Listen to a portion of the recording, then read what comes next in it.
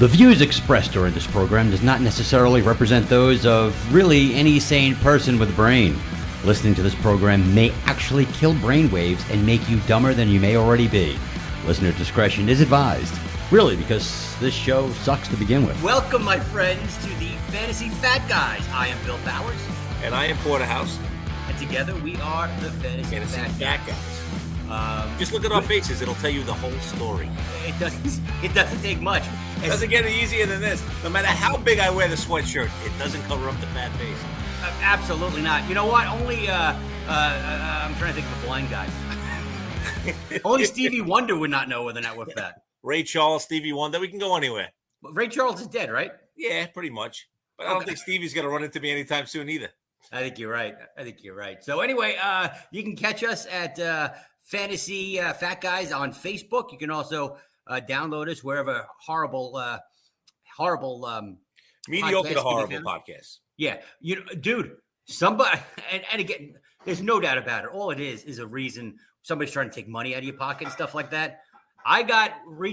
Somebody reached out to me in an email how we were ranked number 183 or something like that. That means there's 182 podcasts better than this one at this moment about fantasy football. So if you guys actually really do listen, go to our Facebook page and write a little something about the show. I saw number 179, so I listened to his podcast. We're better than him. It's bullcrap. No doubt about it. No doubt about it. But the guy in 184th, he must be really bad.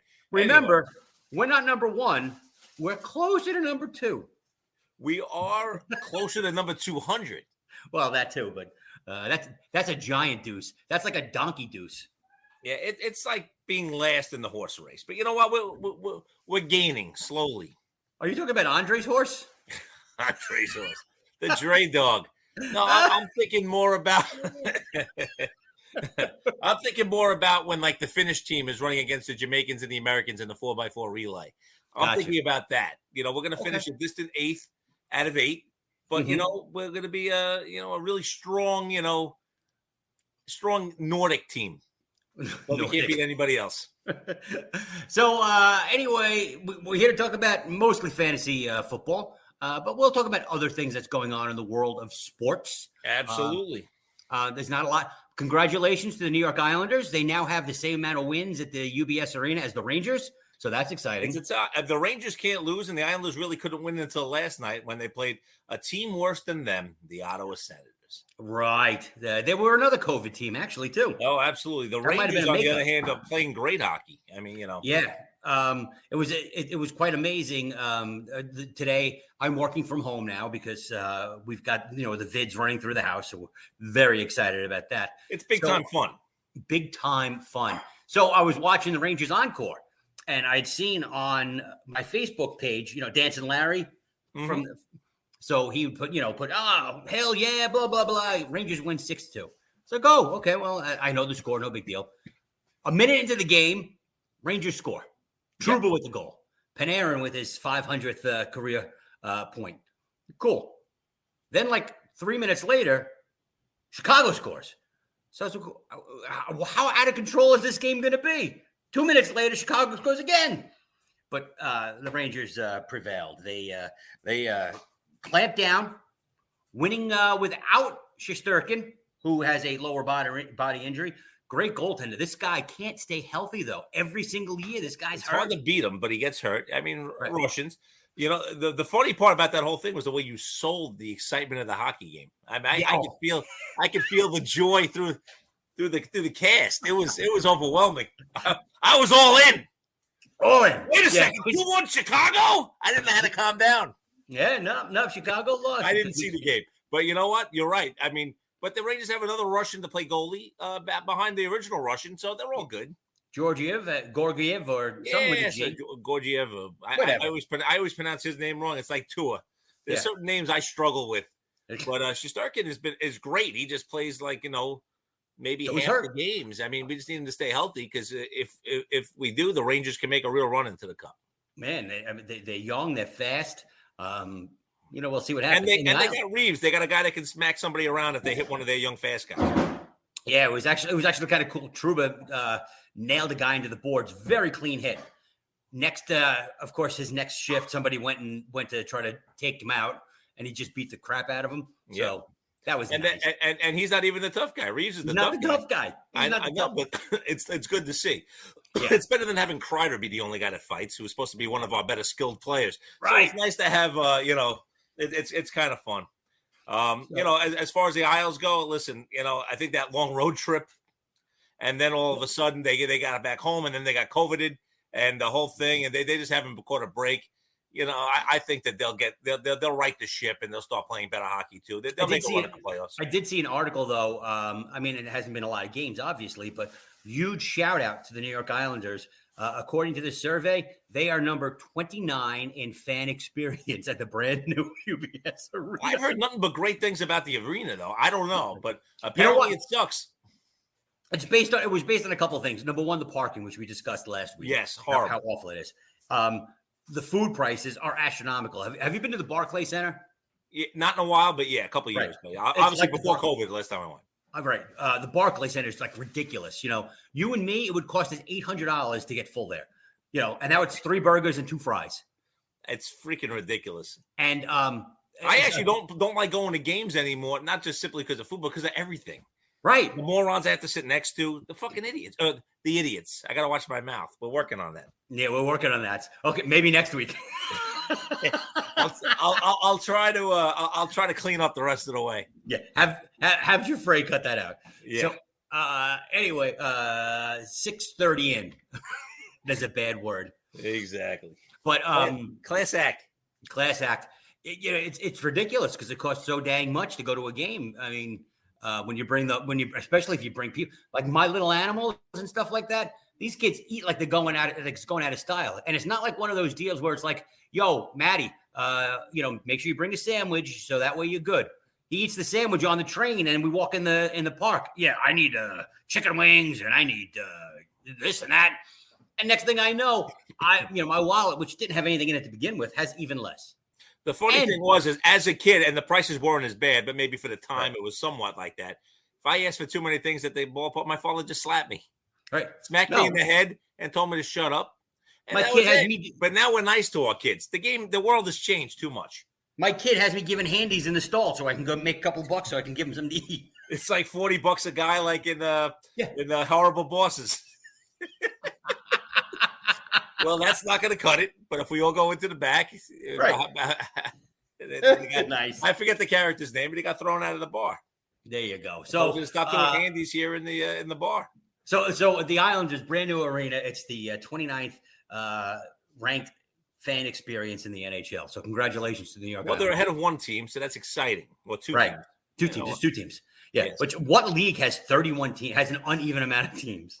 The NHL. Yeah. The NHL, a team that switches divisions every other year. It's like they really can't get it together. It's exciting. Right. Let's go back to the Patrick division. Let them all play each other 20 times, and everybody has fun. Everybody has fun. The playoffs are just one big fight after another. It's exciting. That's what people want to see. I know everybody likes the cleanness and the beauty of hockey. I don't.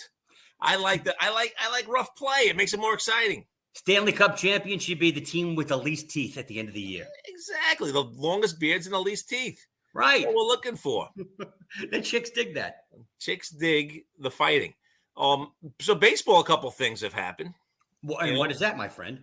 Well, Fernando Tatis apparently riding a motorcycle, and I guess I think it was the Dominican, maybe it was Puerto Rico, I'm not sure. And he got into a minor accident today, so we'll find out what minor accident means on that. So that means he's got 2 bad shoulders. Yeah, pretty much. It's going to be fun, and he'll be playing first base in about 3 weeks because he won't be able to throw from the outfield. Well, that's okay because they don't want Eric Hosmer playing first base anyway. They're trying to get rid of the guy. They signed him for $18 million or something like that, which now seems like a bargain with some other prices that you look at. I know for a first baseman that can't hit over 20 homers. It seems like a real bargain. Listen, hitting 255. But the thing about Hosmer that's interesting, always a clutch player. Those Royals teams when he came up in a big spot, always got the hit. For a guy that hits, that doesn't hit 300 or even 280 most of the time, it's kind of impressive from that guy. I got to tell you that's shows you another side of the argument that the players are making right now Eric Hosmer was never really a superstar. He was a very good ball player. Solid right? player. Solid player. So he had his best years in KC. He gets the big money contract, San Diego. I don't know how old he is, but he's got to be in his early 30s at least. Yeah, you'd have to think 32, 33, somewhere around there right now. So he goes to San Diego, which, by the way, means a whale's vagina. No doubt about it. Right. And now he's a bust. He's getting paid more money than he's ever seen in his life, and now he's a bust. So now this actually shows a little bit, and I know you're an owner guy, it gives a little credence to what these players are saying. Now Eric Hosmer. But here's the thing. Even though he's a free agent, he was past his prime, the owner still gave him the money. No doubt. Well, listen, for a market like San Diego to spend that kind of money, back-to-back years, go Hosmer, then Machado. Right. And that's a small market team. And we saw Kansas City not just to decide to disband their team after making a run for a couple of years and not spend the money. Right. In a similar size market. Yeah, I kind of appreciate that San Diego tried it. I don't get me wrong. I don't think I don't think that they can sustain it for very long. Right. And when they have to start really paying Tatis big money and all these other guys that they want to keep, they're not going to be able to make those moves. But you sit there and you watch Oakland over the years. They never do this stuff. Minnesota hardly ever does this type of stuff. Right. But San Diego actually made a little run at it. So, I don't really get disappointed because you want to see the smaller market teams besides Tampa Bay, who with the smallest payroll always is the best team in the American League. You want to see them make a little bit of a run. In fact, the Mets play more like a small market team than some of the other teams we mentioned. Now they're starting to spend. I mean, and you wanted to talk about Scherzer a little bit. Apparently, I read something today that Scherzer said, because they're sitting there, they're talking to the managers. I guess Brad Osmus was in on Monday, and he's a nobody. He was with Detroit. Again, it wasn't really so much his fault. Dombrowski just kept on spending money and getting rid of his farm system and trying to win it, and they never won it, and whatever. Then he goes to Anaheim, and Madden becomes available, so they kick him out. So, you don't know whether or not that was we don't know if Brett Osmus is going to be anything. Right. But, usually catchers have a tendency to be decent managers, but I'm not saying every catcher does. Right. So they say. Supposedly they want to bring in, I think he was the bench coach from Tampa Bay. I don't remember his name, but I was just looking at that article. I can't read, so I was just looking at it, and that's why I don't know the guy's name. They want to bring in the bench coach from Houston, but Scherzer's come out and said he wants Showalter. First and foremost, reading is fundamental. You give a kid a book, you give a kid a break. I mean, let's be honest.